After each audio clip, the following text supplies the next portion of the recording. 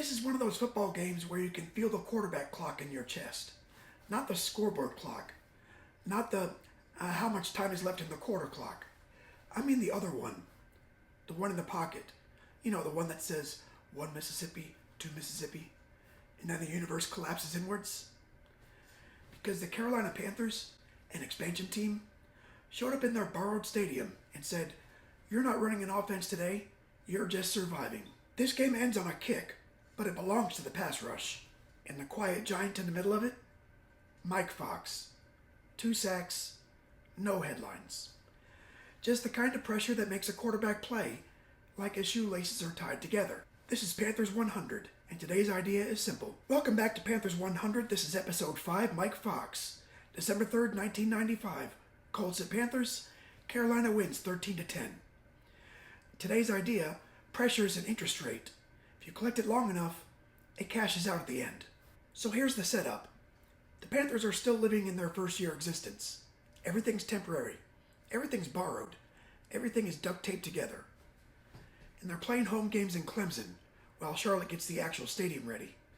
Which is perfect, honestly, because this is a game about the ugly parts of football. Not the glamorous parts, not highlights. This game was punts, field position. This is defensive linemen jogging back to the huddle like they're clocking in for another shift. And the Colts come into this game with something Carolina doesn't have yet. Expectations. They've got Jim Harbaugh. They've got Marshall Faulk. They're trying to win games that matter. Carolina's trying to win games that prove they're for real. And on this day, the Panthers defense plays like they're tired of being treated like a cute story. Let's talk about Mike Fox, because his whole vibe is built in a lab to ruin your Sunday. Mike Fox is 6'8", listed around 297 pounds, from Akron, Ohio. When I say 6'8", if you met Mike Fox in a hallway, you'd apologize for taking up space, even if you were there first. He played college ball at West Virginia, and he wasn't just some little story.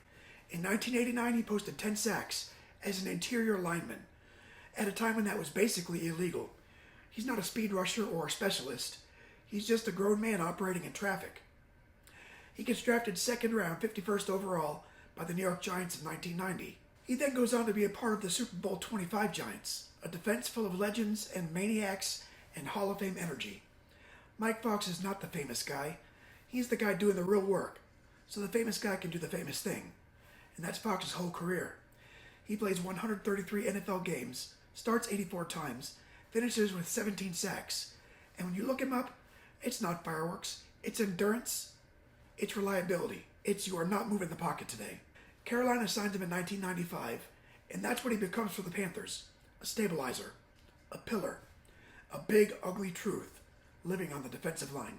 Now, the week leading up to this game, Carolina's record is already doing something no expansion team is supposed to do. The old expansion standard was 3 wins, and that was the ceiling. Carolina's blowing past that like, yeah, we saw your history, we're good. They're also becoming a defensive identity team in real time. The kind of defense that doesn't need perfect conditions. They don't need a dome, they don't need a lead, they just need snaps. And by this point, the league's starting to hear it from Carolina itself. Darian Connor, who's a monster in this game, puts it perfectly. If people want to continue to act surprised by us, then let them. And that's the mood. And Sam Mills, fresh off being named the NFC Defensive Player of the Month for November, basically frames the whole day. This defense, there's no limit to what we can do. So if you're Indianapolis, you're coming into Clemson thinking, we just need to be normal. We just need to be ourselves.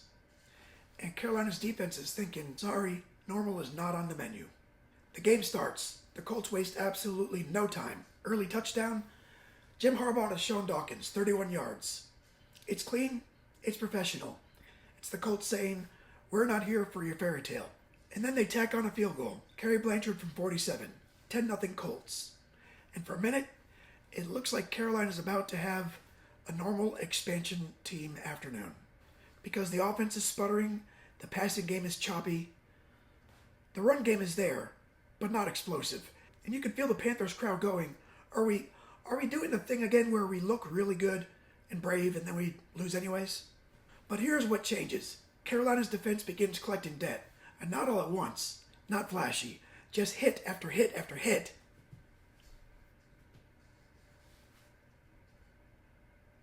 after hit. The second quarter is where you start realizing Indianapolis is not comfortable. Carolina's front is collapsing space. Linebackers are arriving like rent is due. And the Panthers offense gets a gift. An interception. Greg Cragen picks one off and returns it 29 yards. That's the kind of play that says, we don't need the offense to be perfect. We just need it to take the keys and drive 3 blocks. And Carolina cashes it in. Kerry Collins scores on a 2-yard run, and now it's 10-7. And Clemson wakes up, because once Carolina gets within 1 score, the crowd noise doesn't feel like NFL crowd. It feels like college chaos. It feels like the whole building is leaning forward. And then, Carolina has a chance to grab the game by the throat, and instead, they do something that perfectly captures 1995 Panthers football. They turn the ball over inside the 20. Eric Gilliford pulls up on a reverse and throws it into double coverage, and it gets picked. Now that's expansion team DNA right there. It's not cowardice, and it's not stupidity. It's a team trying to be clever before it's fully grown. But even after that mistake, Carolina still manages to tie the game. John Casey hits a 34-yard field goal, and at halftime, it's 10-10. If you're Indianapolis here, you're thinking, okay, we got punched, but it's tied, we're fine. But if you're Carolina, you're thinking, you have no idea what the second half costs. At halftime, the scoreboard says 10-10, but the field says something else, because the Colts have already taken hits they didn't want to pay for. Carolina's defense looks like it could play another 30 minutes without blinking. This is the kind of game where the Panthers' offense doesn't have to be a flamethrower. It just has to not sabotage the defense, which, yeah, in 1995, could be considered a big ask. The third quarter is a street fight. No scoring, just field position and collisions. This is where the Mike Fox game starts showing up, because Indianapolis is trying to run and getting nowhere. The Colts' rushing total in this game is 65 yards. That's not, we had a bad day. That's, we were denied access. And the pocket? The pocket's collapsing like wet cardboard. Jim Harbaugh is taking shot after shot after shot, and at one point, after getting hammered from behind by Darian Connor, Harbaugh comes up limping, and he's done. He leaves with what's initially diagnosed as a sprained knee. So now you've got Paul Justin in the game. And here's the problem for Indianapolis. Paul Justin didn't come in to play quarterback. He came in to not die. And that's where pressure becomes an interest rate. Because when the defense has already established the threat, the backup doesn't get to ease into it. He gets dropped into the ocean. And Carolina's defense keeps collecting. Now Carolina doesn't make this easy, oh no. They turn it over again inside the Colts 20. Tight end Matt Campbell fumbles. Colts recover, and that's where this game almost becomes a tragedy, because Carolina is playing good enough to win, but sloppy enough to throw it away, and the defense is basically screaming, please, we're doing our part. Fourth quarter, still tied, 10-10. Every punt matters, every first down, a gold bar. And then the Panthers defense lands the next big blow, a Pat Terrell interception. The Colts are trying to move the ball with Paul Justin, and Carolina simply says, no.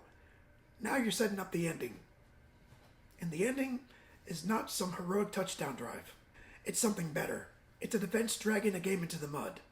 And then special teams giving the offense one last chance to just do the bare minimum.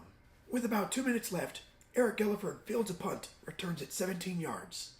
And that return matters because it flips the whole situation. Carolina starts at the Indianapolis 43.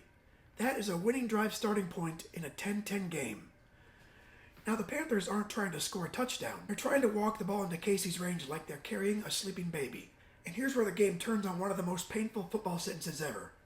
The pass fell incomplete, but there's a penalty. Kerry Collins throws towards Gilliford. It's incomplete, and the Colts get called for a face mask, Derwin Gray.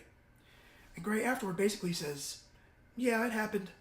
It's really unfortunate, but I guess that's just the way it goes. That penalty puts Carolina at the 23-yard line with 1:09 left. And from there, Carolina does exactly what a young team should do. They don't try to be heroes. They just line it up, they center it, and with 8 seconds left, John Casey drills a 38-yard field goal. Panthers win 13-10. So why is this the Mike Fox episode? Because this is the kind of win that only exists if your defensive line is controlling reality. Carolina finishes with 7 sacks. They hold the Colts to 200 total yards. And Mike Fox personally gets 2 sacks, in a game where sacks weren't nice plays. They were oxygen deprivation. Mike Fox is not the guy you notice with the ball. You notice him because the quarterback's throwing mechanics start looking weird. You notice him because the timing is gone. You notice him because the Colts stop calling normal plays and start calling survival plays. And this was the Panthers' superpower in year one. The offense is inconsistent, the young quarterback is still learning, and the ball security is sketchy. But the defense? The defense has grown. Darian Connor leads the way with 3 sacks, and the quote afterward is basically Carolina announcing itself to the league. At some point, they're going to learn that our defense isn't ranked 7th for nothing, and Mike Fox is right there in the machinery. He's the guy turning the pocket into a phone booth. He's the guy making the backup quarterback look like he's running in sand. 2 sacks sounds small, but in a 13-10 game, 2 sacks is a mortgage payment. After the game, the story is obvious. Carolina's defense won it. Sam Mills says it the best. We have the capability of going out and having some real big games. He had a talent for understatement. Colts coach Ted Marchibroda, he didn't sugarcoat it. He calls it a valley, and he basically admits the offense had nothing. We couldn't run the football, couldn't throw the football, and that's the whole game in one sentence. This wasn't a shootout. It wasn't a duel. This was the Panthers' defense putting Indianapolis in a box and mailing it back to them. What happens next is part of why this season matters so much. This win becomes another chapter in the Panthers doing the impossible math of expansion football, stacking wins they're not supposed to have. And Mike Fox's role continues to be exactly what it was here. Start, anchor, be hard to move. He started every game for Carolina in 1995 and finished that year with 4.5 sacks, plus a reputation that didn't show up in highlights nearly as much as it showed up in game plans. And the Panthers as a franchise? They're laying the foundation for what happens very soon after. 1995 is the proof of concept. The defense first identity is real. Mike Fox's career isn't loud. It's not face of the league. It's not you're going to field me on film. He plays for the Giants, wins a Super Bowl, becomes a starter, and then becomes one of the veteran pieces Carolina uses to build credibility. He finishes with 133 games, 84 starts, 17 career sacks, 4 forced fumbles. And that's a career. That's not a flash. That's not a cameo. That's years of showing up and wrecking the middle of the day for a quarterback you've never met. And that's why this game is perfect for Fox, because this wasn't a star game. This was a work game. A grown man win. That's episode 100, episode 5, Mike Fox, Colts at Panthers. December 3rd, 1995, Carolina wins 13-10. Today's idea, pressure is an interest rate. And if you collect it long enough, you get paid at the end. Next time we step into 1996 with episode 6, Lamar Lathan. Because this Panthers defense, it's still getting sharper. Stay kind, keep moving.